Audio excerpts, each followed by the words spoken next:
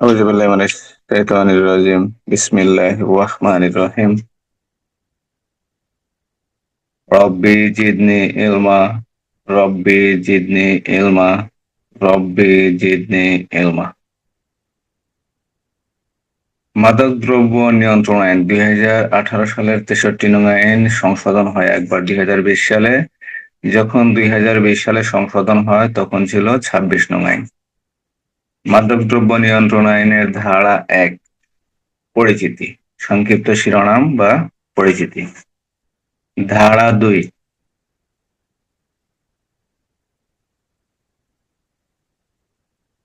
বিভিন্ন বিষয়ের সংজ্ঞা। ধারা 2-4 অ্যালকালয়েড। অ্যালকালয়েড বলতে কি বোঝায়? কোনো বস্তু বা মাদকদ্রব্য রাসায়নিক বিশ্লেষণের পর যে বস্তু পাওয়া যায় বা প্রাপ্ত যে বস্তু বা মাদকদ্রব্য যা সেবন করলে বা গ্রহণ করলে বা পান করলে মানবদেহে আসক্তির সৃষ্টি করে তাকে অ্যালকালয়েড বলে। ধারা 2-5 অ্যালকোহল। অ্যালকোহল বলতে কি বোঝায়? আসলে অ্যালকোহলটা কি? অ্যালকোহল একটা পানীয় জাতীয় মাদকদ্রব্য। অ্যালকোহল অর্থ হাইড্রোকার্বনজাত হাইড্রক্সিল সম্বলিত কোনো জৈব যৌগ তরল পদার্থ, কোনো জৈব যৌগ তরল পদার্থ যা মানবদেহে আসক্তির সৃষ্টি করে বা নেশার সৃষ্টি করে তাকে অ্যালকোহল বলে। তাহলে অ্যালকোহল বলতে কি বোঝায়? হাইড্রোকার্বনজাত হাইড্রোকার্বনজাত হাইড্রক্সিল সম্বলিত কোনো জৈব যৌগ যা সেবন করলে, পান করলে বা গ্রহণ করলে মানবদেহে মাদক দ্রব্যের ন্যায় আসক্তির সৃষ্টি করে বা নেশার সৃষ্টি করে তাকেই অ্যালকোহল বলে। ধারা 2-24 বিয়ার।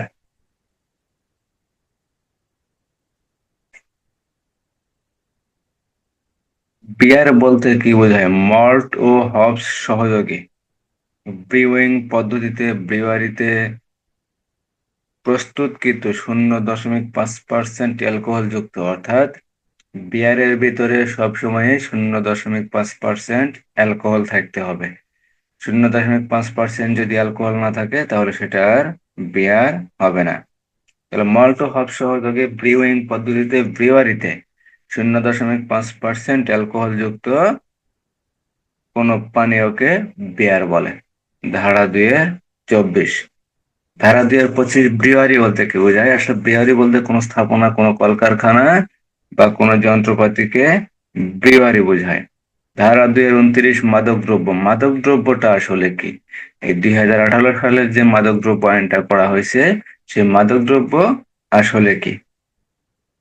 প্রথম তফসিলে বর্ণিত কোন দ্রব্য প্রথম তফসিলে বর্ণিত কোন দ্রব্য বা মাদক দ্রব্যের সাথে অন্য কোন দ্রব্য একীভূত করে, মিশ্রিত করে বা দ্রবীভূত করে যে দ্রব্য উৎপন্ন করা হয় বা উৎপাদন করা হয় তাকেই মাদক দ্রব্য বলে। তাহলে মাদক দ্রব্য বলতে কি বোঝায়? অত্র আইনের অর্থাৎ আলোচ্য আইনের প্রথম তফসিলে বর্ণিত অর্থাৎ মাদকদ্রব্য নিয়ন্ত্রণ আইনের যে আইনটা আছে এই আইনের দুইটা তফসিল আছে, প্রথম তফসিল, দ্বিতীয় তফসিল। প্রথম তফসিলের আবার তিনটা শ্রেণী আছে, অর্থাৎ মাদকদ্রব্যের তিনটা শ্রেণী আছে। এই তিনটা শ্রেণীর প্রথম দ্রব্যের যে কথা বলা আছে প্রথম তফসিলে, এই প্রথম তফসিলে বর্ণিত কোনো মাদকদ্রব্য বা কোনো দ্রব্যের সাথে অন্য কোনো দ্রব্য মিশ্রিত করে, দ্রবীভূত করে বা একীভূত করে যে দ্রব্য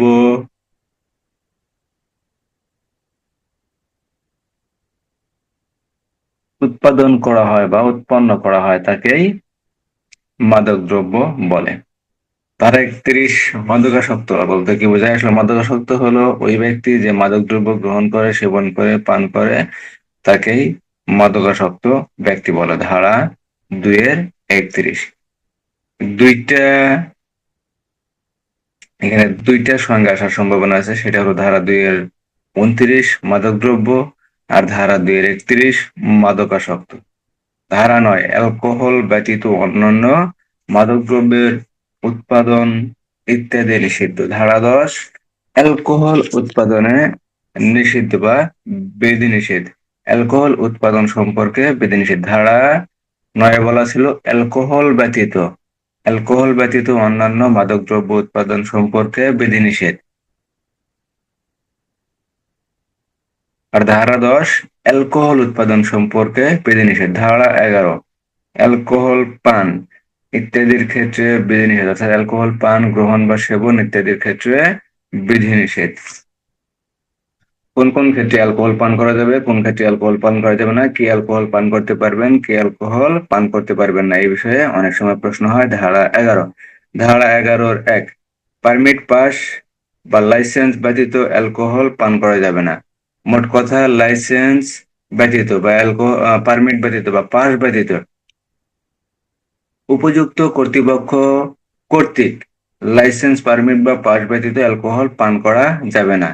যেমন মোটরসাইকেল চালাতে গেলে মোটরসাইকেলের লাইসেন্স লাগবে, লাইসেন্স ছাড়া মোটরসাইকেল চালানো যাবে না। ঠিক তেমনি এই মাদকদ্রব্যের যে লাইসেন্স আছে, এই লাইসেন্স, পারমিট বা পাস ব্যতীত অ্যালকোহল পান করা যাবে না। ধারা 11-1। কিন্তু চিকিৎসার প্রয়োজনে সিভিল সার্জন বা সরকারি হসপিটালের সহযোগী অধ্যাপক লিখিত ব্যবস্থাপত্রের মাধ্যমে একজন মুসলমানকে অ্যালকোহল পানের পারমিট প্রদান করা যাবে না। হ্যাঁ, লিখিত ব্যবস্থাপত্র ব্যতীত কোনো মুসলমানকে অ্যালকোহল পানের পারমিট প্রদান করা যাবে না, অর্থাৎ অ্যালকোহল পানের জন্য কোনো পারমিট প্রদান করা যাবে না কোনো মুসলমানকে। কোন ক্ষেত্রে? যদি সিভিল সার্জন অথবা সরকারি হসপিটালের সহযোগী অধ্যাপকের লিখিত ব্যবস্থাপত্র ব্যতীত, অর্থাৎ একজন মুসলমান যদি অসুস্থ হয়, সেক্ষেত্রে সিভিল সার্জন অথবা সরকারি হসপিটালের সহযোগী অধ্যাপকের লিখিত ব্যবস্থাপত্র মোতাবেক তিনি অ্যালকোহল পান করতে পারবেন। তাছাড়া একজন মুসলমানকে অ্যালকোহল পানের জন্য পারমিট প্রদান করা যাবে না। ধারা 11-1। ধারা 11-1। ধারা 11-2, মুচি, মেথর, ডোম, চা শ্রমিক, ক্ষুদ্র নৃগোষ্ঠী বা উপজাতি কর্তৃক তারি ও পশুই পান অর্থাৎ নিজেদের তৈরি যে মাদক দ্রব্য তারি ও পশুই পান এবং পার্বত্য জেলাসমূহের প্রস্তুতকৃত মদ পান করার ক্ষেত্রে কোনো বিধির প্রযোজ্য হবে না। অর্থাৎ মুচি, মেথরডম, চা শ্রমিক, ক্ষুদ্র নৃগোষ্ঠী এরা যে সকল ধরনের মাদকদ্রব্য গ্রহণ করে থাকে, সেবন করে থাকে বা পান করে থাকে, এই মাদকদ্রব্য সেবন, গ্রহণ বা পানের ক্ষেত্রে অথবা ক্ষুদ্র নৃগোষ্ঠী উপজাতি কর্তৃক পার্বত্য জেলাসমূহের উপজাতি কর্তৃক বা ক্ষুদ্র নৃগোষ্ঠী কর্তৃক যে সমস্ত মদ নিজেরা তৈরি করেন, সেই মদ পান করার ক্ষেত্রে কোনো বিধির প্রয়োজন হবে না। ধারা 11-2। যদি কখনো প্রশ্ন হয় মাদকদ্রব্য কে পান করতে পারেন বা মাদকদ্রব্য পানের ক্ষেত্রে বিধিনিষেধ কি, বিস্তারিত আলোচনা করুন। তাহলে ধারা 11-1 বলা হয়েছে মাদকদ্রব্য বা পারমিট ব্যতীত অ্যালকোহল পান করা যাবে না। পারমিট ব্যতীত অ্যালকোহল পান করা যাবে না। তবে একজন মুসলমানকে ডাক্তারের পরামর্শ ব্যতীত বা ব্যবস্থাপত্র ব্যতীত সিভিল সার্জন অথবা সরকারি হসপিটালের সহযোগী অধ্যাপকের লিখিত ব্যবস্থাপত্র ব্যতীত অ্যালকোহল পানের জন্য কোনো পারমিট প্রদান করা যাবে না। দিয়ে বলা হয়েছে মুচি, মেথড্রোম এই সকল ব্যক্তি পান করতে পারবেন, তারই ও পচুই, এবং সেই সাথে পার্বত্য উপজেলার যে ক্ষুদ্র নৃগোষ্ঠী আছে বা উপজাতি আছে, এই সকল উপজাতিদের নিজেদের তৈরি মদ পান করতে পারবেন। এক্ষেত্রে ধারা 1-এর কোনো কিছুই প্রযোজ্য হবে না। ধারা 11-3 বলা হয়েছে উপধারা 1-এর যা কিছুই থাকুক না কেন, অর্থাৎ উপধারা 1 কি আছে? প্রথমে বলা হয়েছে লাইসেন্স, পারমিট ও পাস লাগবে। তারপর বলা হয়েছে একজন মুসলমানকে সিভিল সার্জন অথবা ডাক্তারের অথবা সহযোগী অধ্যাপকের লিখিত ব্যবস্থা ব্যতীত পানের পারমিট প্রদান করা যাবে না। তাহলে উপধারা 1-এর এই 1-এ যে বলা আছে দুইটা বিষয়, পারমিট লাগবে আর মুসলমান, এই দুইটার কোনো কিছুই প্রযোজ্য হবে না যদি 11-3 ক লাইসেন্স প্রাপ্ত বারে বসে বিদেশি ও পারমিটধারী, অর্থাৎ বিদেশি নাগরিকগণ ও পারমিটধারী, অর্থাৎ লাইসেন্স আছে, পারমিট আছে বা পাস আছে, এই লাইসেন্স, পারমিট ও পাসধারী দেশীয় নাগরিকগণ অ্যালকোহল পান করতে পারবেন। হতে বলা আছে কূটনৈতিক পাসপোর্টধারী বিদেশি নাগরিক শুল্ক কর্তৃপক্ষ কর্তৃক স্বীকৃত ব্যক্তির ক্ষেত্রে অ্যালকোহল আমদানি, রপ্তানি, পান, ক্রয়, বিক্রয় ইত্যাদির ক্ষেত্রে কোনো কিছুই প্রযোজ্য হবে না। ধারা 11। ধারা 12 মাদকদ্রব্যের ব্যবস্থা সম্পর্কে বিধিনিষেধ, অর্থাৎ মাদকদ্রব্যের ব্যবস্থাপত্র কে দিতে পারেন? আর কে দিতে পারেন না? ধারা 12 ক, চিকিৎসক ব্যতীত অন্য কোনো ব্যক্তি মাদকদ্রব্য ওষুধ হিসেবে ব্যবস্থাপত্র দিতে পারেন না। এখন মোট কথায় বলা চলে চিকিৎসক ব্যতীত ব্যবস্থাপত্র কোনো ব্যক্তিই দিতে পারেন না। অর্থাৎ কোনো রোগের চিকিৎসাপত্র দিতে গেলে অবশ্যই চিকিৎসক কর্তৃক ব্যবস্থাপত্র দিতে হবে, ভুয়া ডাক্তার কর্তৃক দিলে হবে না, অথবা অন্য কোনো ব্যক্তি কর্তৃক ব্যবস্থাপত্র দিলেও তা গ্রহণযোগ্য হবে না। আর দিয়ে বলা আছে উপধারা 1-এর অধীন ব্যবস্থাপত্রের মাধ্যমে, অর্থাৎ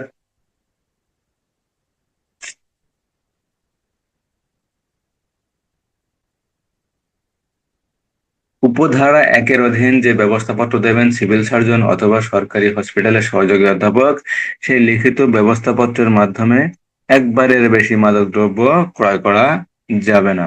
অর্থাৎ চিকিৎসার জন্য যদি প্রয়োজন হয় তাহলে একবার ক্রয় করা যাবে, তার বেশি ক্রয় করা যাবে না। ধারা 13-তে বলা হয়েছে লাইসেন্স, পারমিট বা পাস কে প্রদান করবে? মহাপরিচালক অথবা মহাপরিচালক কর্তৃক ক্ষমতাপ্রাপ্ত অপর কোনো ব্যক্তি। আর এটি বলবৎ থাকবে কতদিন? ওই অর্থ বছর পর্যন্ত। ধারা 14-তে বলা হয়েছে লাইসেন্স ইত্যাদি প্রদানের ক্ষেত্রে বিধিনিষেধ, অর্থাৎ লাইসেন্স ইত্যাদি প্রদানের ক্ষেত্রে কাকে লাইসেন্স প্রদান করা যাবে না? যদি কোনো ব্যক্তি দণ্ডপ্রাপ্ত হয়ে 5 বছর অতিক্রান্ত, 3 মাসের দণ্ডপ্রাপ্ত হয়ে 5 বছর অতিক্রান্ত না হয়, অথবা 500 টাকা জরিমানা প্রদান করার পর 5 বছর অতিক্রান্ত না হয়, তাহলে সেই ব্যক্তিকে লাইসেন্স প্রদান করা যাবে না। অথবা তিনি যদি কোনো দণ্ডে দণ্ডিত হন সেক্ষেত্রেও প্রদান করা যাবে না।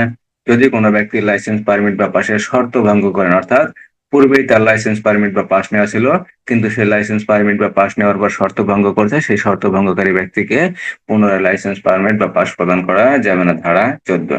লাইসেন্স বাতিল করতে পারেন কে? করতে পারেন যিনি প্রদান করেন তিনি করতে পারেন। বিচারকালে যে জজ বিচার করবেন সে জজ বা ম্যাজিস্ট্রেট তিনিও এই লাইসেন্স বা পারমিট বা পাস বাতিল করতে পারবেন।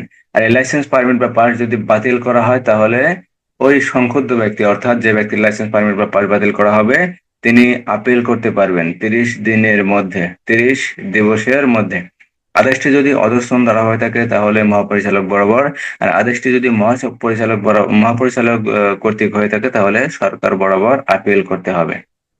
তিনে বলা হয়েছে এই আপিল যখন করা হবে, আপিল কর্তৃপক্ষ যে রায় প্রদান করবেন সেই রায়ের বিরুদ্ধে কোনো মামলা দায়ের করা যাবে না এবং সেই রায় চূড়ান্ত রায় বলে গণ্য হবে। ধারা 16।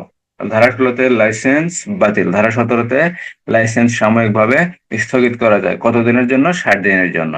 কতদিনের জন্য? 60 দিনের জন্য। যদি কোনো ব্যক্তি লাইসেন্স, পারমিট বা পাসের শর্ত যথাযথভাবে পালন না করেন বা লঙ্ঘন করেন, তাহলে ওই ব্যক্তির লাইসেন্স, পারমিট বা পাস প্রদানকারী কর্তৃপক্ষ লিখিত আদেশ দ্বারা অনূর্ধ্ব 60 দিনের জন্য লাইসেন্স, পারমিট বা পাস সাময়িকভাবে স্থগিত করতে পারেন। যদি এই লাইসেন্স, পারমিট বা পাস স্থগিত করা হয় তাহলে ওই সংক্ষুব্ধ ব্যক্তি, অর্থাৎ ক্ষতিগ্রস্ত ব্যক্তি 30 দিনের মধ্যে আপিল করতে পারবেন। যদি অধস্তন অফিসার দ্বারা এই আদেশ দেওয়া হয় তাহলে মহাপরিচালক বরাবর, আর যদি মহাপরিচালক কর্তৃক আদেশ দেওয়া হয় তাহলে সরকার বরাবর আপিল করতে হবে। তিনি বলা হয়েছে এই আপিল যাদের কাছে করা হবে, আপিল কর্তৃপক্ষ যে রায় দেবেন সেই রায় চূড়ান্ত বলে গণ্য হবে এবং এই রায়ের বিরুদ্ধে কোনো মামলা দায়ের করা চলবে না। ধারা 18। কতিপয় লাইসেন্স প্রদানের ক্ষেত্রে বিধিনিষেধ, অর্থাৎ মাদকদ্রব্যের লাইসেন্স ব্যতীত অন্যান্য লাইসেন্স, মোটরযানের লাইসেন্স অথবা আগ্নেয়াস্ত্রের লাইসেন্স ইত্যাদির ক্ষেত্রে বিধিনিষেধ। যদি কোনো ব্যক্তি অত্র আইনের 39 ধারার অপরাধ ব্যতীত অন্য কোনো অপরাধে দণ্ডিত হয় তাহলে আগ্নেয়াস্ত্র অথবা যানবাহন চালকের লাইসেন্স প্রদান করা যাবে না এবং এরূপ কোনো লাইসেন্স থাকলে তা বাতিল বলে গণ্য হবে। অর্থাৎ অত্র আইনের 39 ধারার কোনো অপরাধ ব্যতীত অন্য কোনো অপরাধে যদি কোনো ব্যক্তি দণ্ডিত হয় তাহলে সেই ব্যক্তিতে মাদকদ্রব্যের লাইসেন্স, পারমিট বা পাস প্রদান করা যাবে না। আর যদি অন্য কোনো লাইসেন্স থাকে, মোটরযানের লাইসেন্স অথবা আগ্নেয়াস্ত্রের লাইসেন্স অথবা অস্ত্রের লাইসেন্স যদি থাকে তাহলে সেই অস্ত্রের লাইসেন্স ও মোটরযান চালকের লাইসেন্স প্রদান করা যাবে না। সেই সাথে যদি লাইসেন্স থাকে লাইসেন্স বাতিল বলে গণ্য হবে। 18-2 বলা হয়েছে যদি লাইসেন্স বাতিল হয় তাহলে তিনি 15 দিনের মধ্যে, কতদিন? 15 দিনের মধ্যে ওই মোটরযান চালানোর লাইসেন্স অথবা আগ্নেয়াস্ত্রের লাইসেন্স যদি থাকে তাহলে অস্ত্র সহ অস্ত্রের লাইসেন্স 15 দিনের মধ্যে থানায় জমা দিতে হবে। ধারা 18। ধারা 19-এ বলা হয়েছে মাদকদ্রব্যের দোকান বা পানশালা বন্ধ ঘোষণা করা যাবে কতদিনের জন্য? 30 দিনের জন্য। কে করতে পারবেন? জেলা ম্যাজিস্ট্রেট অথবা কমিশনার। কোন ক্ষেত্রে পারবেন? যদি প্রশ্ন হয় যে মাদকদ্রব্যের দোকান বা পানশালা সাময়িকভাবে কতদিনের জন্য বন্ধ করা যায়, বা মাদকদ্রব্যের দোকান বা পানশালা কে বন্ধ করতে পারেন, কতদিনের জন্য বন্ধ করতে পারেন, বিস্তারিত আলোচনা করুন।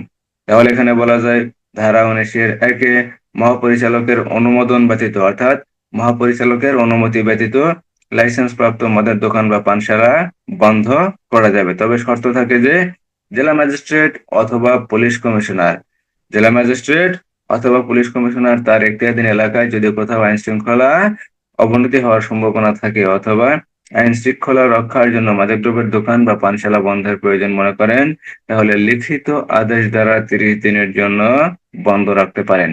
এখানে এই লিখিত আদেশ দ্বারা 30 দিনের জন্য যে বন্ধ রাখা হবে, এই ক্ষেত্রে মাদকদ্রব্যের যে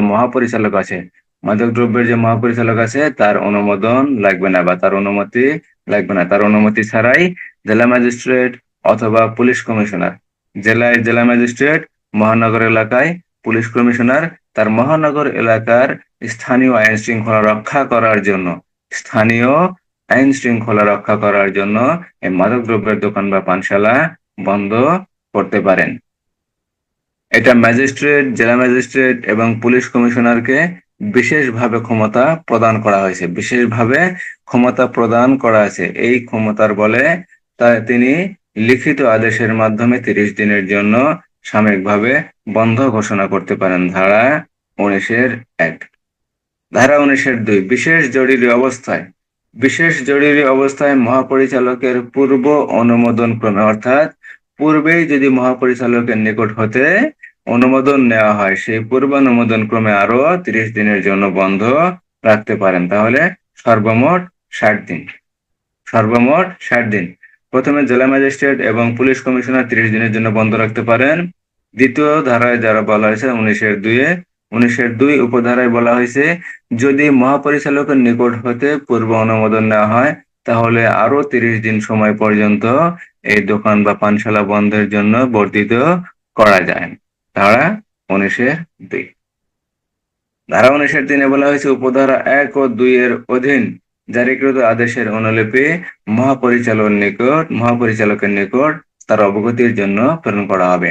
অর্থাৎ জেলা ম্যাজিস্ট্রেট অথবা পুলিশ কমিশনার যে লিখিত আদেশ দ্বারা এই মাদকদ্রব্যের দোকান বা পানশালা বন্ধ করছেন, সেই আদেশের একটা অনুলিপি মহাপরিচালক বরাবর প্রেরণ করতে হবে। কারণ মাদকদ্রব্যের দোকান বা পানশালা যে বন্ধ করা হয়েছে সে বিষয়টি মহাপরিচালককে অবগত করতে হবে। অবগত করার জন্য এই আদেশের একটা অনুলিপি মহাপরিচালক বরাবর প্রেরণ করতে হবে। ধারা 19-এর 3। তাহলে যদি প্রশ্ন হয় মাদকদ্রব্যের দোকান বা পানশালা কে বন্ধ করতে পারেন, জেলা ম্যাজিস্ট্রেট পারেন, পুলিশ কমিশনার পারেন, মাদকদ্রব্য কর্তৃপক্ষ পারেন। কতদিনের জন্য পারেন? যদি জেলা ম্যাজিস্ট্রেট অথবা পুলিশ কমিশনার দেন তাহলে 30 দিন। আর যদি মহাপরিচালকের নিকট হতে অনুমতি নেওয়া হয় সেক্ষেত্রে আরো 30 দিন বর্ধিত করা যায়। তাহলে 30-30 60 দিনে সর্বমোট 60 দিন পর্যন্ত বন্ধের ঘোষণা দিতে পারেন। ধারা 20, প্রবেশ ও পরিদর্শন ইত্যাদির ক্ষমতা, অর্থাৎ কোথায় প্রবেশ করা যাবে আর কোথায় পরিদর্শন করা যাবে বা তল্লাশি করা যাবে। ধারা 20-এর 1, লাইসেন্স বলে কোনো মাদকদ্রব্য প্রস্তুত বা গুদামজাত করা হচ্ছে। লাইসেন্স বলে, অর্থাৎ লাইসেন্স আছে, পারমিট আছে বা পাস আছে, এই লাইসেন্স, পারমিট বা পাস বলে কোনো মাদকদ্রব্য প্রস্তুত বা গুদামজাত করা হচ্ছে, এরূপ কোন স্থানে যে কোনো সময় প্রবেশ করতে ও তা পরিদর্শন করতে পারেন। কে পারেন? কে পারেন? মাদকদ্রব্য কর্তৃপক্ষ পারেন। মাদকদ্রব্য কর্তৃপক্ষ অর্থাৎ মহাপরিচালক বা মহাপরিচালকের নিকট হতে ক্ষমতাপ্রাপ্ত কোনো ব্যক্তি কোনো মাদকদ্রব্য, কোনো লাইসেন্স বলে কোনো মাদকদ্রব্য প্রস্তুত বা গুদামজাত করা হচ্ছে এরকম কোনো স্থানে যে কোনো সময় প্রবেশ করতে ও তা পরিদর্শন করতে পারেন। ধারা 20-এর 2। ধারা 20-এর 3 বলা হয়েছে লাইসেন্স বলে প্রস্তুত বা সংগৃহীত মাদকদ্রব্য যে দোকানে রাখা হয়েছে, অর্থাৎ প্রথমে 20-এর 2 বলা হয়েছে যেখানে প্রস্তুত করা হচ্ছে বা গুদামজাত করা হচ্ছে সেই স্থানে প্রবেশ করতে পারেন।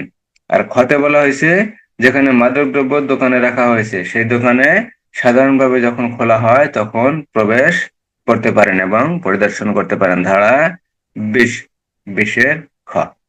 ধারা বিশের কথা বলা হয়েছে যদি কোনো ব্যক্তি লাইসেন্স বলে, পারমিট বলে বা পাসের মাধ্যমে কোনো মাদকদ্রব্য, লাইসেন্স কি জন্য নেওয়া হয়? মাদকদ্রব্য আমদানি রপ্তানি উৎপাদন করার জন্য। এবং সেই মাদকদ্রব্য যদি কোনো ব্যক্তি লাইসেন্স বলে বা পারমিট বলে বা পাস বলে উৎপাদন করেন, প্রস্তুত করেন বা গুদামজাত করেন, প্রস্তুত করেন বা গুদামজাত করেন, কারণ প্রস্তুত করার জন্য এবং গুদামজাত করার জন্য যে ব্যক্তি লাইসেন্স নিয়েছে সেই ব্যক্তি লাইসেন্স বলে মাদকদ্রব্য প্রস্তুত করতে পারেন, উৎপাদন করতে পারেন, গুদামজাত করতে পারেন। কিন্তু এই উৎপাদন, প্রস্তুতকরণ বা গুদামজাতকরণ লাইসেন্স প্রদানকারী কর্তৃপক্ষ অর্থাৎ মহাপরিচালক বা মহাপরিচালকের নিকট হতে ক্ষমতাপ্রাপ্ত যে কোনো অফিসার এই মাদকদ্রব্যের গুদামজাতকরণ বা উৎপাদন পরিদর্শন করতে পারেন। যেখানে এই মাদকদ্রব্য রাখা হয় বা যেখানে এই মাদকদ্রব্য উৎপাদন করা হয় বা প্রস্তুত করা হয় সেখানে তিনি প্রবেশ করতে পারেন এবং পরিদর্শন করতে পারেন। ধারা 20-এর ক। ধারা 20-এর খতে বলা হয়েছে এই মাদকদ্রব্য কেনা বেচার জন্য যে দোকানে রাখা হয়, এই মাদকদ্রব্য বিক্রি করার জন্য বা কেনা বেচা করার জন্য যে দোকানে রাখা হয় সে দোকানেও প্রবেশ করা যায়, কিন্তু ওই দোকান যখন খোলা হয় বা খোলা থাকে তখন ওই দোকানে প্রবেশ করা যায়। ধারা 20-এর খ।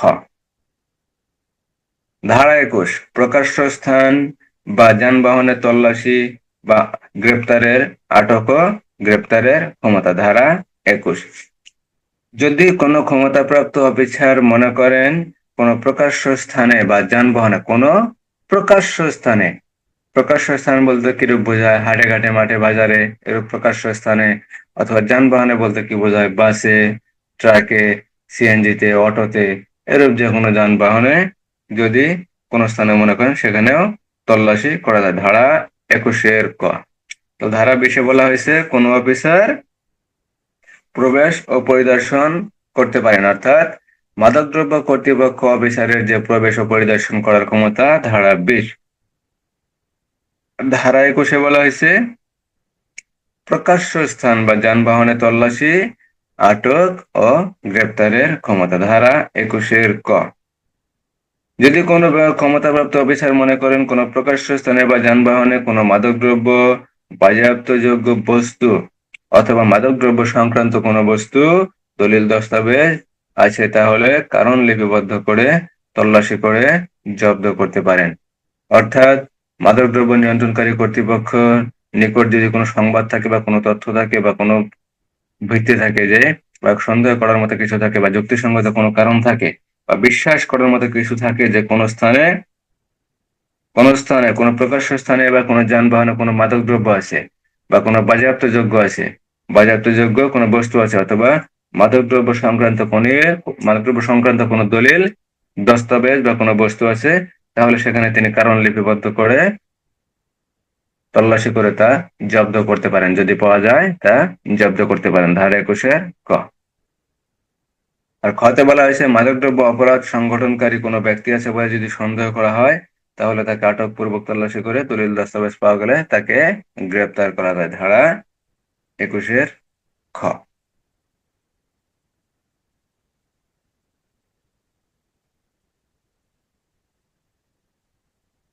ধারা 23। ধারা 23টা খুবই গুরুত্বপূর্ণ। ধারা 19-এর পরে ধারা 23 পরোয়ানা ব্যতীত তল্লাশি ইত্যাদির ক্ষমতা। পরোয়ানা ব্যতীত অর্থাৎ তল্লাশি করার জন্য যে তল্লাশি পরোয়ানা লাগে সেই তল্লাশি পরোয়ানা ব্যতীতই তল্লাশি করার ক্ষমতা।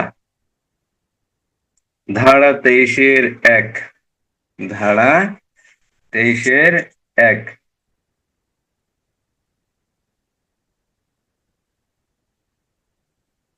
ধারা 23-এর 1-এ বলা হয়েছে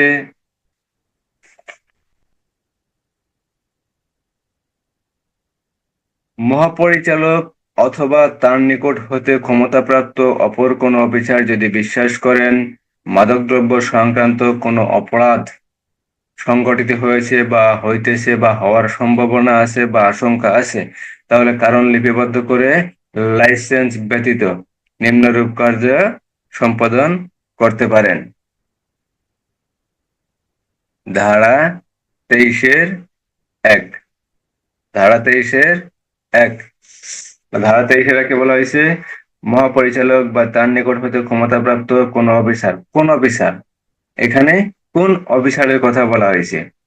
মহাপরিচালক বা তার নিকট হতে ক্ষমতাপ্রাপ্ত কোনো অফিসার, অর্থাৎ মাদকদ্রব্য নিয়ন্ত্রণ অধিদপ্তরের যে অফিসার থাকবেন তারা, অথবা পুলিশের সাব ইন্সপেক্টর বা তদূর্ধ্ব অফিসার, তদূর্ধ্ব কোনো অফিসার, পুলিশের সাব ইন্সপেক্টর, ইন্সপেক্টর অথবা এসপি অথবা এসপি, বা বর্ডার গার্ড বাংলাদেশের ল্যান্স নায়ক, অর্থাৎ যদি বর্ডার গার্ড অফিসার হয় তাহলে বর্ডার গার্ড বাংলাদেশের ল্যান্স নায়ক বা তদূর্ধ্ব কোনো অফিসার, বা কোস্ট গার্ড বাহিনীর যদি হয় তাহলে পেটি অফিসার, কোস্ট গার্ড বাহিনী যদি হয় তাহলে পেটি অফিসার বা তদূর্ধ্ব কোনো অফিসার যদি মনে করেন কোন স্থানে মাদকদ্রব্য অপরাধ সংঘটিত হয়েছে, হচ্ছে বা হওয়ার আশঙ্কা আছে, তাহলে তিনি উহার কারণ ডায়েরিতে লিপিবদ্ধ করে লাইসেন্স ব্যতীত, অর্থাৎ বিনা পরোয়ানায় যে কোনো সময় তল্লাশি করতে পারেন, ধারা 21-1। তাহলে কোন কোন অফিসার পারেন?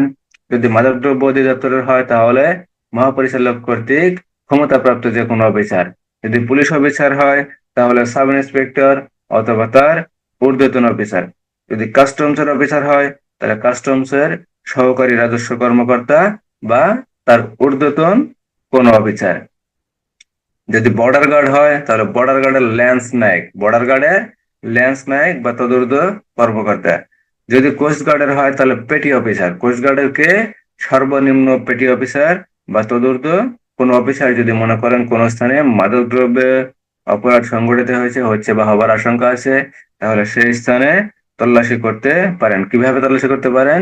কারণ লিপিবদ্ধ করে বিনা পরোয়ানায় তল্লাশি করতে পারেন, ধারা 23।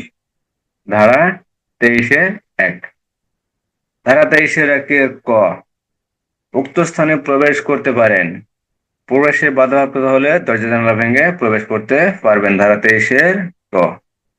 ধারা 23-খ, উক্ত স্থানে তল্লাশিকালে প্রাপ্ত মাদকদ্রব্য, মাদকদ্রব্য বা বাজেয়াপ্তযোগ্য বস্তু এবং মাদকদ্রব্য অপরাধ প্রমাণে সহায়ক কোনো দলিল, দস্তাবেজ বা জিনিসপত্র আটক করতে পারেন, ধারা 23-খ। অর্থাৎ ধারা 23-এর কথা, যেখানে ভেঙে প্রবেশ করা হবে, ভেঙে প্রবেশ করার পর কি করা হবে? তল্লাশি করা হবে। সেই তল্লাশি করার পর যদি কোনো মাদকদ্রব্য পাওয়া যায়, কোনো মাদকদ্রব্য বাজেয়াপ্তযোগ্য কোনো বস্তু পাওয়া যায় বা কোনো দলিল দস্তাবেজ পাওয়া যায়, যা কিছু পাওয়া যাবে না কেন তা আটক করা যাবে, ধারা 23-1-খ। ধারা 23-1 গতে বলা হয়েছে, যদি উপস্থিত যদি কোনো ব্যক্তিকে দেহ তল্লাশি করে, দেহ তল্লাশি করার প্রয়োজন হয় তাহলে তার দেহ তল্লাশি করা যাবে।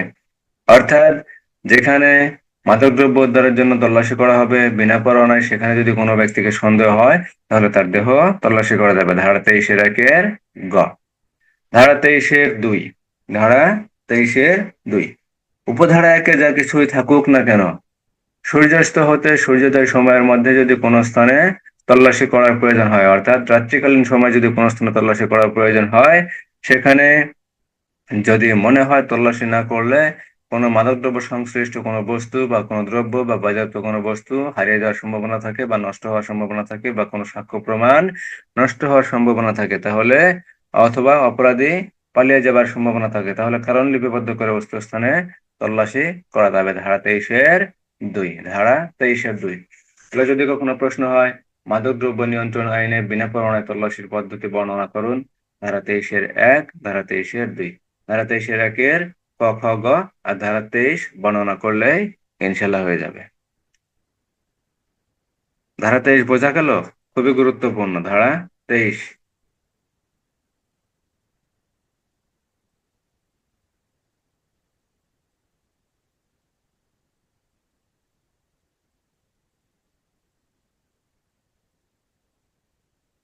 ধারা 23 বুঝতে কারো কোনো সমস্যা আছে? না স্যার, সমস্যা নেই। তাহলে আজকে নতুন করে ইনশাল্লাহ ধারা 24। ধারা 24। 24 ধারায় বলা আছে দেহ তল্লাশির জন্য বিশেষ পরীক্ষা। আমরা সাধারণত জানি বিভিন্ন সময় বিভিন্ন পত্র পত্রিকায় আসে যে মাদকদ্রব্য পেটের ভেতরে লুকায় রাখে, সোনার বার লুকায় রাখে, এই করে সেই করে। এই মাদকদ্রব্য যদি পেটের ভেতরে থাকে বা অন্য কোথাও যদি শরীরের অন্য কোথাও যদি লুকায়িত থাকে, তাহলে তার দেহ বিশেষ পরীক্ষা করা যাবে। অর্থাৎ দেহ তল্লাশির জন্য যে পরীক্ষা বা বিশেষ পরীক্ষা তা হলো ধারা 24। ধারা 23-এ বলা হয়েছে বিনা পরোয়ানায় তল্লাশি করা যাবে ধারা 23-এ বলা হয়েছে কি, বিনা পরোয়ানায় তল্লাশি করা যাবে। আর ধারা 24-এ বলা হয়েছে তার দেহ তল্লাশি করা যাবে, দেহ তল্লাশির জন্য বিশেষ পরীক্ষা করা যাবে। পরীক্ষাগুলো কি কি এর ভিতরে? পরীক্ষাগুলোর ভিতরে আছে এক্স রে করা যাবে, আলট্রাসোনোগ্রাম করা যাবে, এন্ডোস্কোপি করা যাবে, কোলোনোস্কোপি করা যাবে, বা রক্ত ও মলমূত্র পরীক্ষা করা যাবে। এগুলা হলো কোনো ব্যক্তির দেহ তল্লাশির জন্য বিশেষ পরীক্ষা। দেহ তল্লাশির জন্য বিশেষ পরীক্ষা। সাধারণত দেহ তল্লাশি বলতে কি বোঝায়? একটা মানুষকে দাঁড় করে তার হাত পা শুরু করে তার মাথা থেকে শুরু করে পা পর্যন্ত যে তল্লাশি কার্যক্রম করা হয় সেটা হলো দেহ তল্লাশি। আর দেহ তল্লাশির জন্য যে বিশেষ পরীক্ষা, সে বিশেষ পরীক্ষা কি এক্স রে করা, আলট্রাসাউন্ড করা, এন্ডোস্কোপি করা, তারপর রক্ত মলমূত্র পরীক্ষা করা, এই সকল হলো দেহ তল্লাশির জন্য বিশেষ পরীক্ষা করা। তাহলে ধারা 24-এর 1, এই আইন অনুসারে তদন্ত বা তল্লাশি পরিচালনাকালে কোনো অফিসার যদি বিশ্বাস করেন কোনো ব্যক্তি তার শরীরের কোনো অঙ্গ প্রত্যঙ্গ মাদকদ্রব্যে লুকিয়ে রেখেছে, তাহলে তার শরীরের এক্স রে, আলট্রাসোনোগ্রাম, অন্ডোস্কোপি, কোলোনোস্কোপি, রক্ত ও মলমূত্র পরীক্ষার সকল ব্যবস্থা গ্রহণ করতে পারবেন। ধারা 24-এর 1। ধারা 24-এর 1, তাহলে ধারা 24-এর 1-এ কি বলা হয়েছে? কোনো তদন্ত বা তল্লাশি পরিচালনাকালে, অর্থাৎ সেটা 23 ধারায় হোক অথবা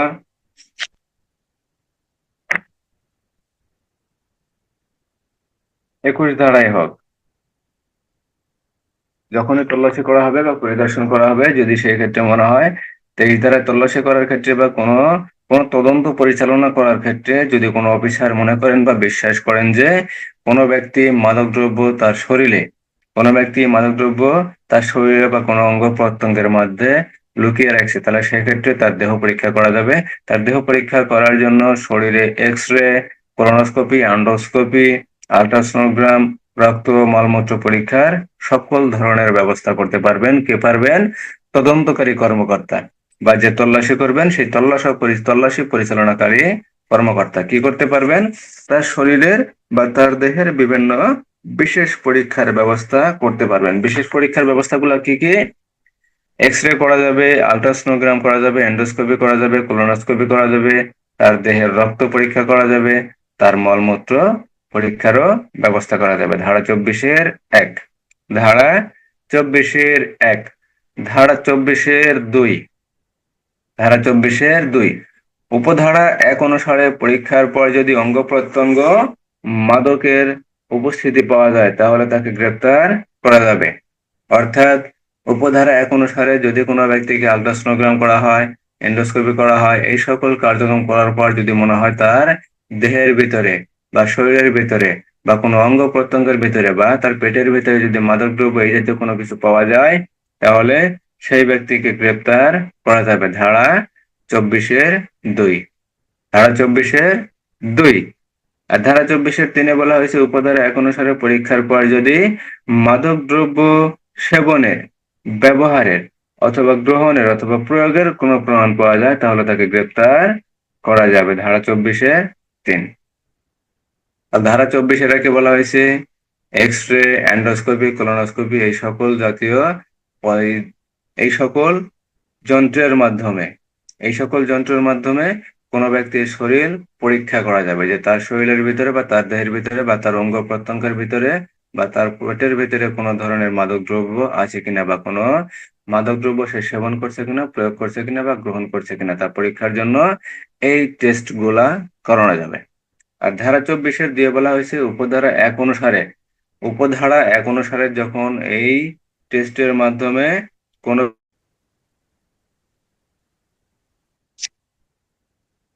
তাহলে ধারা 24-এ বলা হয়েছে কোনো ব্যক্তির শরীরে মাদকদ্রব্যের উপস্থিতি অথবা কোনো ব্যক্তি সেবন করছে কিনা বা গ্রহণ করছে কিনা তা পরীক্ষা করার জন্য বিভিন্ন ধরনের পরীক্ষা করা যায়। ধারা 24-এর 1-এ বলা হয়েছে কোনো তদন্ত কোনো তদন্ত বা তল্লাশি পরিচালনাকালে, তাহলে এই তদন্ত কার্যক্রম কে করবেন? পুলিশ অফিসার করতে পারেন, অথবা মাদকদ্রব্য নিয়ন্ত্রণকারী কর্তৃপক্ষ যে আছে অধিদপ্তর আছে সে মহাপরিচালক করতে পারেন, অথবা মহাপরিচালক কর্তৃক ক্ষমতাপ্রাপ্ত অপর কোনো অফিসার করতে পারেন। এই অফিসার তদন্ত পরিচালনা করাকালে অথবা তল্লাশি করাকালে যদি মনে করেন বা বিশ্বাস করেন যে কোনো ব্যক্তির শরীরে কোনো অঙ্গ প্রত্যঙ্গে মাদকদ্রব্য লুকিয়ে রাখছে, তাহলে তার শরীরের X ray, ultrasonogram, colonoscopy, endoscopy, রক্ত পরীক্ষা এবং মলমূত্র পরীক্ষা করতে পারেন। কেন পরীক্ষা করবেন? তার শরীরে কোনো ধরনের মাদকদ্রব্য আছে কিনা বা মাদকদ্রব্যের উপস্থিতি আছে কিনা, অর্থাৎ সে সেবন করছে কিনা বা তার পেটের ভিতরে বা তার শরীরের কোনো অন্য কোনো অঙ্গে সে লুকায় রাখছে কিনা। এই মাদকদ্রব্য উদ্ধারের জন্য বা সেবন বিষয়ে জানার জন্য বা গ্রহণ করছে যে সেই বিষয়টি জানার জন্য এই পরীক্ষাগুলো করানোর ব্যবস্থা করতে পারেন। ধারা 24-1। ধারা 24-2 বলা হয়েছে, যদি এই পরীক্ষা করার পর মাদকদ্রব্য তার শরীরের কোনো অঙ্গ প্রত্যঙ্গে পাওয়া যায়, অর্থাৎ তার পেটের ভিতরে হোক অথবা অন্য কোনো অঙ্গ প্রত্যঙ্গে যদি এই মাদকদ্রব্য রাখা হয়েছে। মাদকদ্রব্য কেন রাখা হয়েছে? যে পরবর্তীতে হয়তো সে বিক্রি করবে, না হলে সে সেবন করবে। এই বিক্রির উদ্দেশ্যে অথবা সেবনের উদ্দেশ্যে অথবা অন্য কোনো উদ্দেশ্যে যদি অঙ্গ প্রত্যঙ্গে কোনো মাদকদ্রব্যের উপস্থিতি পাওয়া যায়, তাহলে তাকে গ্রেপ্তার করা যাবে। কি করা যাবে? গ্রেপ্তার করা যাবে। কারণ তার কাছে অবশ্যই লাইসেন্স, পারমিট বা পাস থাকবে না। লাইসেন্স, পারমিট বা পাস থাকবে না, এরূপ ব্যক্তিকে গ্রেপ্তার করা যাবে। ধারা 24-2। ধারা 24-3 বলা হয়েছে, এক উপধারা অনুসারে পরীক্ষার পর যদি এক উপধারা অনুসারে যে পরীক্ষাগুলো করা হয়েছে, সে পরীক্ষাগুলো করার পর যদি মনে হয় যে কোনো ব্যক্তি মাদকদ্রব্য সেবন করছে বা ব্যবহার করছে অথবা তার দেহে প্রয়োগ করছে, এরূপ কোনো যদি প্রমাণ পাওয়া যায়, তাহলে তাকে গ্রেপ্তার করা যাবে। তাহলে কোন কোন ক্ষেত্রে গ্রেপ্তার করা যাবে? যদি ওই ব্যক্তির শরীরে মাদকদ্রব্যের উপস্থিতি পাওয়া যায়, কোনো অঙ্গ প্রত্যঙ্গে যদি মাদকদ্রব্য পাওয়া যায়, তাহলে তাকে গ্রেপ্তার করা যাবে। আর কোন ক্ষেত্রে গ্রেপ্তার করা যাবে? যদি ওই ব্যক্তি যার দেহ পরীক্ষা করা হয়েছে, সেই ব্যক্তি যদি মাদকদ্রব্য সেবন করে বা মাদকদ্রব্য গ্রহণ করে বা মাদকদ্রব্য তার শরীরে যদি প্রয়োগ করে, তার উপস্থিতি যদি পাওয়া যায় বা তার প্রমাণ যদি পাওয়া যায়, তাহলে তাকে গ্রেপ্তার করা যাবে। ধারা 24-3। ধারা 24-3। ধারা 24-4 বলা হয়েছে, মাদকাসক্ত ব্যক্তি শনাক্ত করার প্রয়োজনে ডোপ টেস্ট করা যাবে, যেটা সাধারণত এখন কার্যক্রমে আমাদেরও চলে।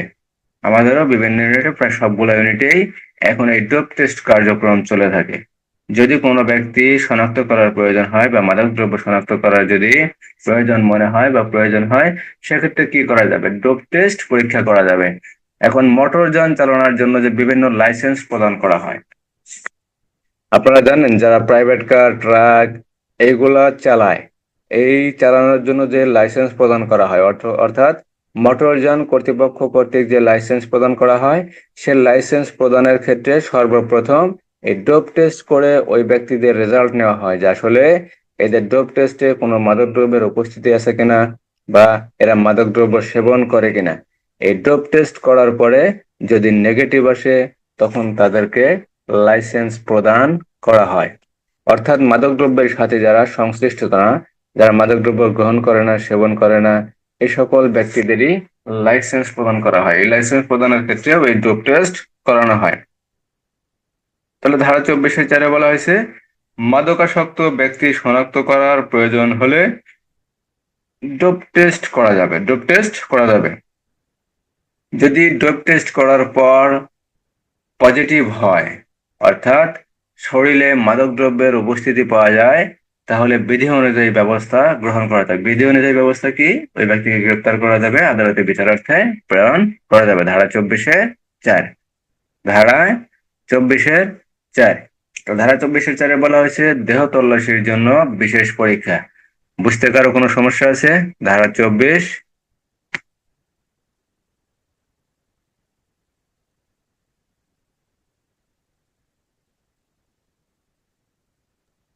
সমস্যা হয় নাই স্যার, বুঝতে পারছি। তাহলে ধারা 25। ধারা 25, আটক সম্পর্কে ঊর্ধ্বতন অফিসারকে অবহিত করতে হবে। অর্থাৎ এই যে 24 ধারায় গ্রেপ্তার করা হয়েছে, আটক করা হয়েছে, এই আটক সম্পর্কে, গ্রেপ্তার সম্পর্কে, অর্থাৎ এই মাদকদ্রব্য নিয়ন্ত্রণ আইনে যত জায়গায় আপনি আটক করবেন, যত জায়গায় গ্রেপ্তার করবেন, সে বিষয়ে কি করতে হবে? আপনার ঊর্ধ্বতন অফিসারকে জানাতে হবে। আপনি যখন গ্রেপ্তার করবেন, ওই যে বলা হয়েছে না, ফৌজদারি কার্যবিধি আইনের 60 ধারায়, ফৌজদারি কার্যবিধি আইনের 60 ধারায় বলা আছে, আপনি যদি কোনো ব্যক্তিকে বিনা পরোয়ানায় গ্রেপ্তার করেন, তাহলে থানার ভারপ্রাপ্ত কর্মকর্তার নিকট প্রেরণ করবেন অথবা ম্যাজিস্ট্রেটের নিকট এই বিনা পরোয়ানায় গ্রেপ্তার সম্পর্কে যাকে গ্রেপ্তার করা হয়েছে তাকে ম্যাজিস্ট্রেটের নিকট প্রেরণ করবে, ধারা 60। ঠিক সেম এই মাদকদ্রব্য নিয়ন্ত্রণ আইনের 25 ধারায় বলা আছে, কোন ধারায়? 25 ধারায়। 25 ধারায় বলা আছে, কোনো ব্যক্তিকে গ্রেপ্তার করা হলে বা কোনো বস্তু জব্দ করা হলে গ্রেপ্তারকারী বা আটককারী অফিসার অর্থাৎ পুলিশ অফিসার অথবা মহাপরিচালক কর্তৃক ক্ষমতাপ্রাপ্ত তাদের নিয়ন্ত্রণাধীন কোনো অফিসার যখনই কোনো গ্রেপ্তার করবেন এবং কোনো মালামাল জব্দ করবেন, সেই গ্রেপ্তার এবং জব্দ সম্পর্কে লিখিত প্রতিবেদনের মাধ্যমে তার ঊর্ধ্বতন অফিসারকে অবহিত করবেন এবং প্রতিবেদনের একটি অনুলিপি মহাপরিচালকের নিকট প্রেরণ করবেন। অর্থাৎ যে কোনো কার্যক্রমে গ্রহণ করা হোক না কেন, এই কার্যক্রম গ্রহণ করার ক্ষেত্রে তিনি কি করবেন? যদি গ্রেপ্তার করা হয় বা আটক করা হয়, এই গ্রেপ্তার এবং আটক সম্পর্কে মহাপরিচালক বরাবর একটি লিখিত প্রতিবেদন প্রেরণ করতে হবে, যে প্রতিবেদনের মাধ্যমে মহাপরিচালককে অবগত করতে হবে। ধারা 25। তো ধারা 25-এ কি বলা হয়েছে? আটক সম্পর্কে ঊর্ধ্বতন অফিসারকে অবহিত করতে হবে। যদি পুলিশের সাব ইন্সপেক্টর কোনো ব্যক্তিকে এরূপ আটক করেন, তাহলে তিনি কি করবেন? তিনি তার যে ঊর্ধ্বতন অফিসার আছেন, থানার ভারপ্রাপ্ত কর্মকর্তা অথবা সার্কেল এসপি অথবা পুলিশ সুপার, তার ঊর্ধ্বতন অফিসারকে জানাবেন। আর যদি মাদকদ্রব্যের কোনো অফিসার এই গ্রেপ্তার করেন বা কোনো মালামাল জব্দ করেন বা কোনো আটক করেন, তাহলে সেক্ষেত্রে তিনি কি করবেন? তিনি লিখিত প্রতিবেদনের মাধ্যমে তার ঊর্ধ্বতন অফিসারকে জানাবেন। এক্ষেত্রে উভয় অফিসারে, পুলিশ অফিসার যদি হয় অথবা নিয়ন্ত্রণকারী যদি মাদকদ্রব্য নিয়ন্ত্রণকারী কোনো অফিসার হয়, তাহলে এই দুই অফিসারই আলাদা একটা প্রতিবেদন তৈরি করবেন, যে প্রতিবেদনের মাধ্যমে মহাপরিচালক বরাবর প্রেরণ করবেন। মহাপরিচালক বরাবর প্রেরণ করবেন। ধারা 25। ধারা 25। ধারা 24-এ বলা হয়েছে দেহ তল্লাশি করার জন্য বিশেষ পরীক্ষা। ধারা 25-এ বলা হয়েছে এখানে যাদেরকে গ্রেপ্তার করা হবে বা মালামাল জব্দ করা হবে, এই মালামাল গ্রেপ্তার এবং জব্দ সম্পর্কে ঊর্ধ্বতন অফিসারকে জানাতে হবে এবং প্রতিবেদনের মাধ্যমে তা মহাপরিচালক বরাবর অর্থাৎ মাদকদ্রব্য নিয়ন্ত্রণ অধিদপ্তরের যে মহাপরিচালক আছেন, সেই মহাপরিচালকের নিকট একটি প্রতিবেদন প্রেরণ করতে হবে। ধারা 25। ধারা 26, লাইসেন্সের শর্ত ভঙ্গের শাস্তি। অর্থাৎ এখানে যে লাইসেন্স প্রদান করা হয়েছে, লাইসেন্স প্রদান কত ধারা? লাইসেন্স মনে আছে? লাইসেন্স প্রদান মনে নাই? লাইসেন্স প্রদান 11 কত? ধারা না স্যার? 11। 11 ধারায় আছে পান, 12 ধারায় আছে ডাক্তার কর্তৃক ব্যবস্থাপত্র, 13 ধারায় আছে 13 ধারা 13। লাইসেন্স প্রদান। 13। একটা মনে রাখবেন, 13 ধারায় লাইসেন্স কে প্রদান করতে পারে? ধারা 14 কাকে লাইসেন্স প্রদান করা যাবে? ধারা 16 লাইসেন্স বাতিল করা যাবে। ধারা 17 লাইসেন্স স্থগিত করা যাবে। লাইসেন্স স্থগিত। ধারা 18, ধারা 18-তে কি বলা হয়েছে? কতিপয় লাইসেন্স অর্থাৎ এই মাদকদ্রব্য নিয়ন্ত্রণ আইনের যে লাইসেন্স আছে, এই লাইসেন্স ব্যতীত মোটরযান চালানোর লাইসেন্স অথবা আগ্নেয়াস্ত্রের লাইসেন্স অথবা অন্যান্য যদি কোনো লাইসেন্স থাকে, সেক্ষেত্রে বিধিনিষেধ। ধারা 19-এ বলা হয়েছে দোকান বা পানশালা বন্ধ, খুবই গুরুত্বপূর্ণ, দোকান বা পানশালা বন্ধ। ধারা 20-এ বলা হয়েছে প্রবেশ ও পরিদর্শন ইত্যাদির ক্ষমতা, প্রবেশ ও পরিদর্শন ইত্যাদির ক্ষমতা। অর্থাৎ কে প্রবেশ করতে পারবেন? মাদকদ্রব্য নিয়ন্ত্রণ অধিদপ্তরের মহাপরিচালক কর্তৃক ক্ষমতাপ্রাপ্ত যে কোনো অফিসার পরিদর্শন করতে পারবেন, তল্লাশি করতে কি প্রবেশ করতে পারবেন ও পরিদর্শন করতে পারবেন। আর এখানে প্রবেশ ও পরিদর্শনের পর যদি কোনো কিছু মনে হয়, তিনি কোনো গুদামজাত ঘর প্রবেশ করতে পারেন বা পরিদর্শন করতে পারেন। সেই সাথে যদি কোনো দোকান পরিদর্শন করার প্রয়োজন হয়, সেক্ষেত্রে তিনি দোকান যখন খোলা হবে, দোকান খোলা হলে তিনি সেখানে প্রবেশ করতে পারবেন এবং তিনি দেখতে পারবেন। ধারা 21-এ বলা হয়েছে প্রকাশ্য কোনো স্থান। প্রথমে বলা হয়েছে ধারা 20-এ কোনো গুদামজাত ঘর বা কোনো দোকান পরিদর্শন করা যাবে। আর ধারা 21-এ বলা হয়েছে কোনো প্রকাশ্য স্থান বা কোনো যানবাহন, কোনো প্রকাশ্য স্থান বা কোনো যানবাহন তল্লাশি করা যাবে, আটক করা যাবে ও গ্রেপ্তার করা যাবে। তাহলে কি আটক করা যাবে? ওই মালামাল আটক করা যাবে বা জব্দ করা যাবে এবং যে ব্যক্তি পাওয়া যাবে অপরাধী ব্যক্তিকে গ্রেপ্তার করা যাবে। ধারা 21। আর ধারা 23-এ বলা হয়েছে বিনা পরোয়ানায় তল্লাশি। ধারা 23-এ বলা হয়েছে বিনা পরোয়ানায় তল্লাশি। আর ধারা 24-এ কি বলা হয়েছে? দেহ পরীক্ষা করা যাবে। দেহের যে বিভিন্ন বিশেষ বিশেষ পরীক্ষা আছে, এই মাদকদ্রব্য দেহে লুকায়িত আছে কিনা বা মাদকদ্রব্য কোনো ব্যক্তি গ্রহণ করে কিনা, সেই মাদকদ্রব্য গ্রহণ অথবা মাদকদ্রব্য যদি দেহে লুকাইতে থাকে সেই বিষয়টি জানার জন্য, বোঝার জন্য কি করা যাবে, দেহের বিশেষ বিশেষ কিছু পরীক্ষা করা যাবে। বিশেষ বিশেষ পরীক্ষাগুলো কি কি? এক্স রে করা যাবে। এক্স রের মাধ্যমে জানা যেতে পারে কোনো ব্যক্তির দেহের কোনো অঙ্গ প্রত্যঙ্গে কোনো মাদকদ্রব্য লুকায় রাখছে কিনা। অ্যান্ডোস্কোপির মাধ্যমে জানা যেতে পারে, কোলোনোস্কোপির মাধ্যমে জানা যেতে পারে কোনো ব্যক্তির দেহে কোনো মাদকদ্রব্য আছে কিনা।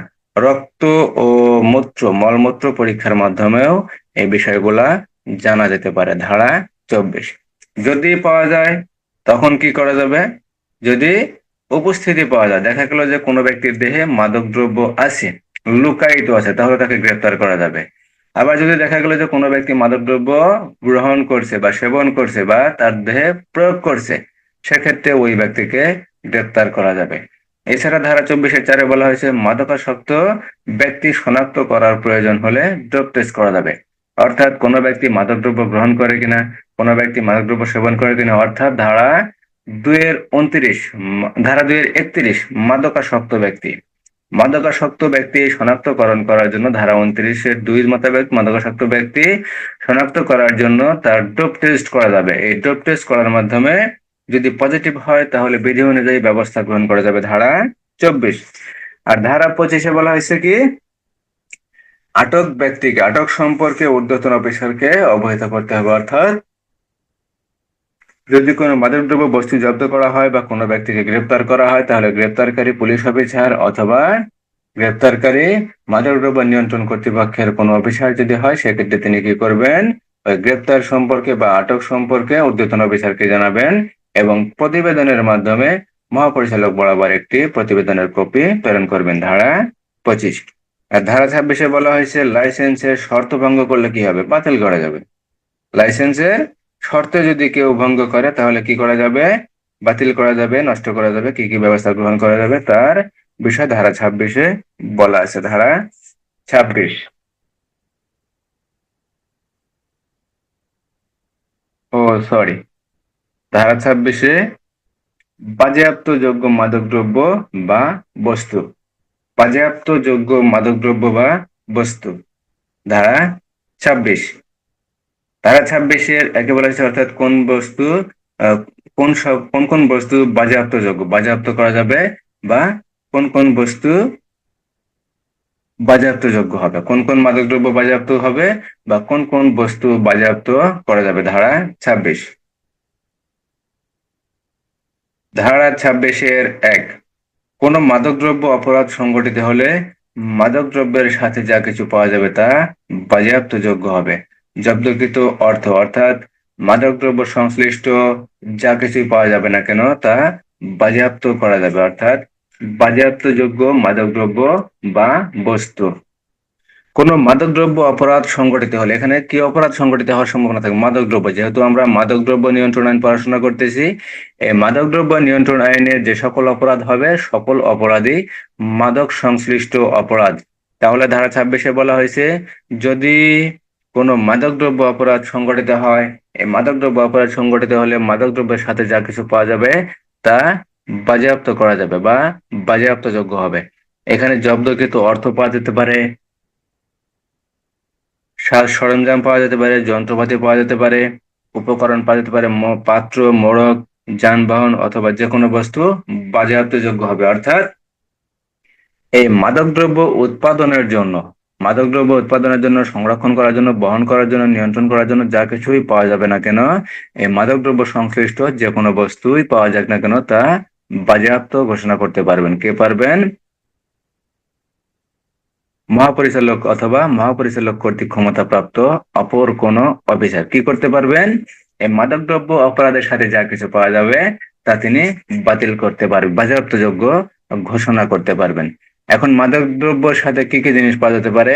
মাদকদ্রব্য বহন করার জন্য যে কোনো গাড়ি পাওয়া যেতে পারে, অথবা মাদকদ্রব্য প্যাকেটজাত করার জন্য কোনো পাত্র বা কোনো মোড়ক পাওয়া যেতে পারে, অথবা মাদকদ্রব্য উৎপাদন করার জন্য কোনো সাজ সরঞ্জাম, যন্ত্রপাতি, এই সকল জাতীয় কোনো উপকরণ পাওয়া যেতে পারে, অথবা মাদকদ্রব্য কেনাবেচা করার পর যে টাকা থাকবে সেই জব্দকৃত অর্থ বাজেয়াপ্ত ঘোষণা করা যেতে পারে। ধারা 26-1।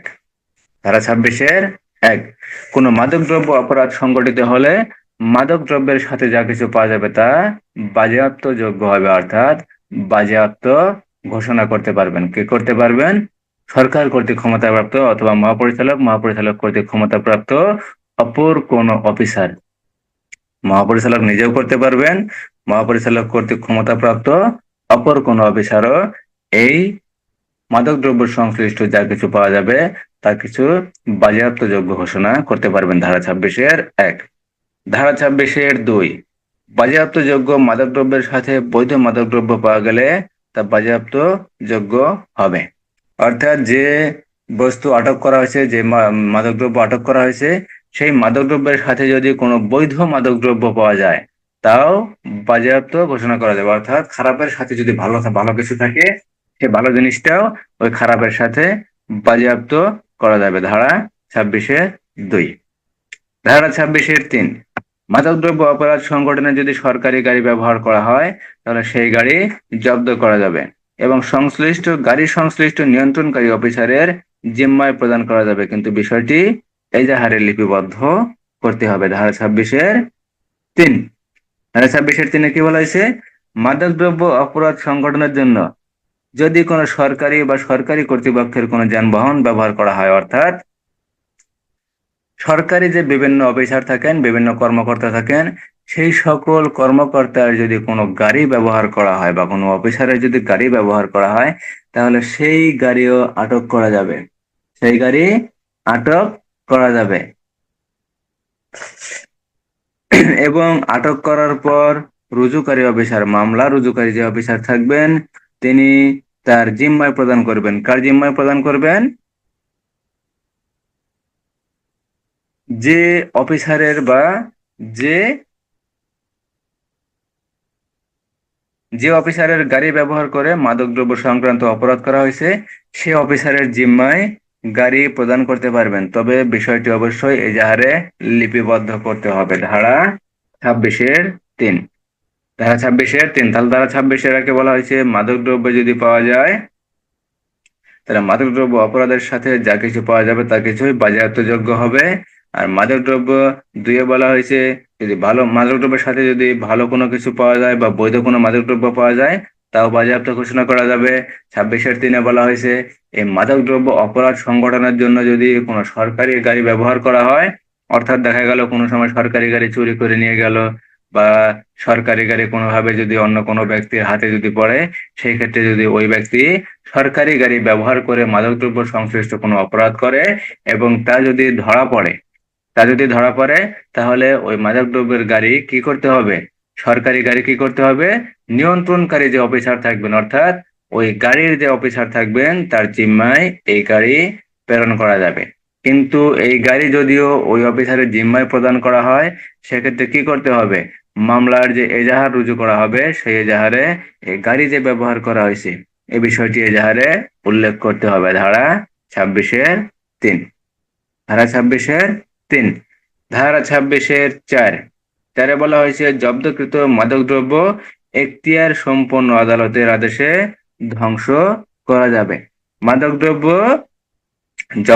মাদকদ্রব্য এখানে 26 ধারায় যে সকল মাদকদ্রব্য জব্দ করা হয়েছে বা যে সকল বস্তু জব্দ করা হয়েছে এ প্রত্যেকটা বস্তুই এখতিয়ার সম্পন্ন আদালত, অর্থাৎ ক্ষমতা সম্পন্ন এখতিয়ারধীন যে আদালত থাকবে সেই আদালতের আদেশ সাপেক্ষে বা অনুমতি সাপেক্ষে ধ্বংস করা যাবে। কি ধ্বংস করা যাবে? মাদকদ্রব্য। আমরা বিভিন্ন সময় বিভিন্ন আদালত প্রাঙ্গণে দেখি ওই কি বলে ডলার দিয়ে এগুলা মাদকদ্রব্য, বিভিন্ন ফেন্সিডিল, বিভিন্ন বোতলজাত যে মাদকদ্রব্যগুলো যে থাকে এগুলো ধ্বংস করা হয়। আপনারা কখনো দেখছেন এই মাদকদ্রব্য ধ্বংস করা? দেখছি স্যার। এটাই ধারা 26-এ। ধারা 26-এর 4। কার অনুমতি সাপেক্ষে? এখতিয়ারাধীন আদালতের অনুমতি সাপেক্ষে, অর্থাৎ ক্ষমতা সম্পন্ন আদালত, যে আদালত ক্ষমতাবান, এই আদেশ দিতে ক্ষমতাবান, সেই আদালতের অনুমতি সাপেক্ষে এই মাদকদ্রব্য ধ্বংস করা যায়। ধারা 26। আজকে আর বেশি যাব না। ধারা 24, ধারা 25, ধারা 26। ধারা 24-এ বলা হয়েছে দেহের বিভিন্ন পরীক্ষা করা যাবে। ধারা 25-এ বলা হয়েছে আটক যে করা হয়েছে বা গ্রেপ্তার যে করা হয়েছে এই বিষয়ে ঊর্ধ্বতন অফিসারকে জানাতে হবে, সেই সাথে মহাপরিচালককে একটি প্রতিবেদনের অনুলিপি দিতে হবে। আর ধারা 26-এ বলা হয়েছে বাজেয়াপ্তযোগ্য মাদকদ্রব্য, অর্থাৎ যে সকল মাদকদ্রব্য আটক করা হবে বা বাজেয়াপ্ত জব্দ করা হবে সেই সকল মাদকদ্রব্য কি করা যাবে, বাজেয়াপ্ত করা যাবে বা ধ্বংস করা যাবে। ধারা 26, এখানে ধ্বংস করতে গেলে কার অনুমতি নিতে হবে? আদালতের অনুমতি দেবে। কোন আদালত? ক্ষমতা সম্পন্ন, এখতিয়ারাধীন ক্ষমতা সম্পন্ন আদালতের বা ম্যাজিস্ট্রেটের অনুমতি সাপেক্ষে বা আদেশে এই মাদকদ্রব্য ধ্বংস করা যাবে। এখানে ধারা 24 থেকে ধারা 26 অথবা ধারা 1 থেকে ধারা 26 পর্যন্ত কোনো প্রশ্ন আছে কিনা বা কোনো বোঝার বাকি আছে কিনা?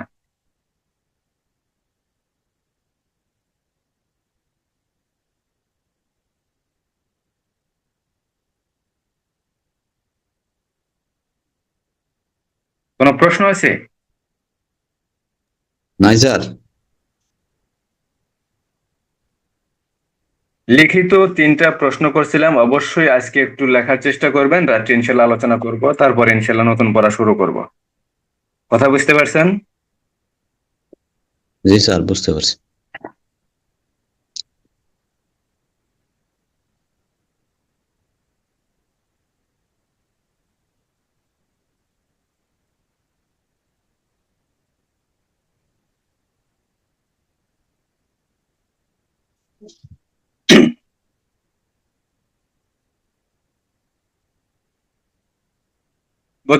মাদকদ্রব্যের লাইসেন্স বা পারমিটের শর্ত লঙ্ঘন হলে কতদিনের জন্য সাময়িকভাবে স্থগিত করা যায়? 30 দিন, 60 দিন, 90 দিন, 15 দিন?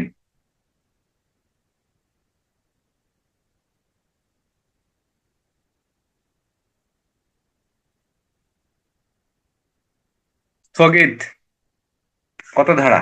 স্থগিত 30 দিন। অনূর্ধ্ব 60 দিন।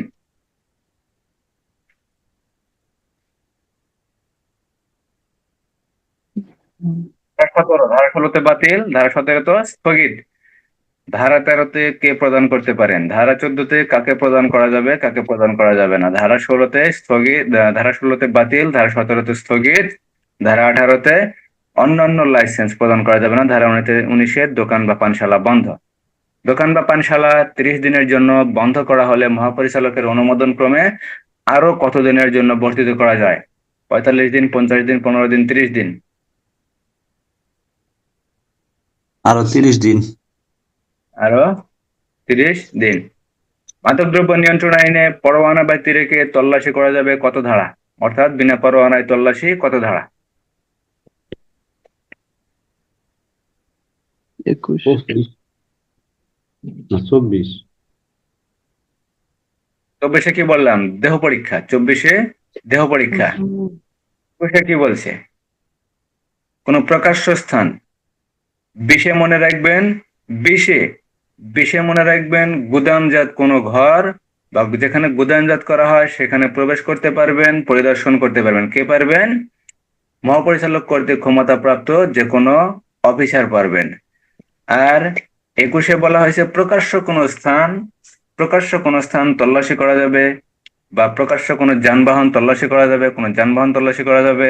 ধারা 21। আর ধারা 23-এ বলা হয়েছে বিনা পরোয়ানায় তল্লাশি। তাহলে এখানে তল্লাশি পরিদর্শনের ধারা আছে কয়টি? মোট 3টি।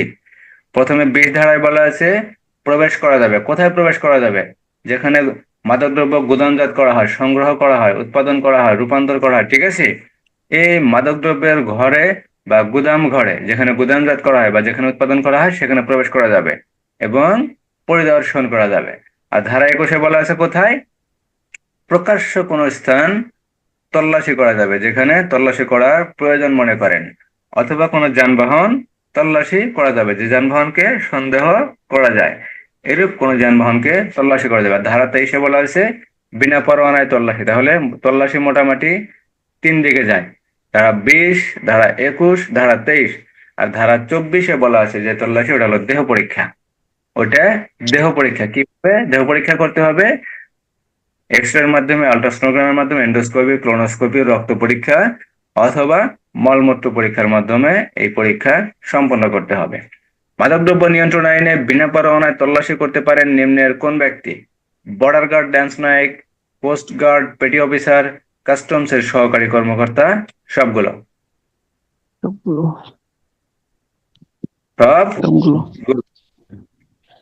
মাদকদ্রব্য নিয়ন্ত্রণ আইনের কোনো অপরাধে কোনো ব্যক্তিকে গ্রেপ্তার করা হলে তাকে অবগত করতে হবে। লিখিতভাবে ঊর্ধ্বতন অফিসারকে জানাতে হবে, অনুলিপি মহাপরিচালকের নিকট প্রেরণ করতে হবে, একটিও নয় দুটি।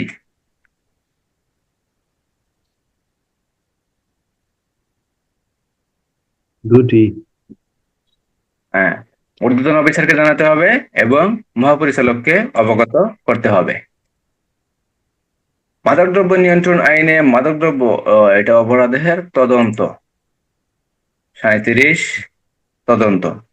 এমসিকিউ ওই 3-4টাই ছিল, এখানে শেষ। আপনাদের যে লিখিত পরীক্ষার জন্য প্রশ্ন করা হয়েছিল 3টা, অবশ্যই ভালোভাবে অ্যান্সার করার চেষ্টা করবেন, আর যতটুকু পারেন অ্যান্সার করবেন। লেখা অবশ্যই গ্রুপে দিয়ে দেবেন। কোনো প্রকার এই প্রশ্ন লেখালেখির ক্ষেত্রে গাফিলতি করবেন না, কোনো প্রকার গাফিলতি করা যাবে না। যতটুক পারবেন ততটুক ইনশাল্লাহ চেষ্টা করবেন। আশা করতেছি আমার কথা বুঝতে পারছেন।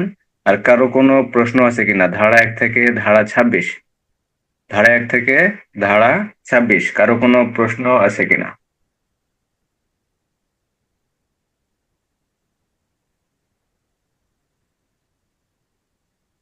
ঠিক আছে, যদি প্রশ্ন না থাকে তাহলে ক্লাস এখানে ইনশাল্লাহ শেষ।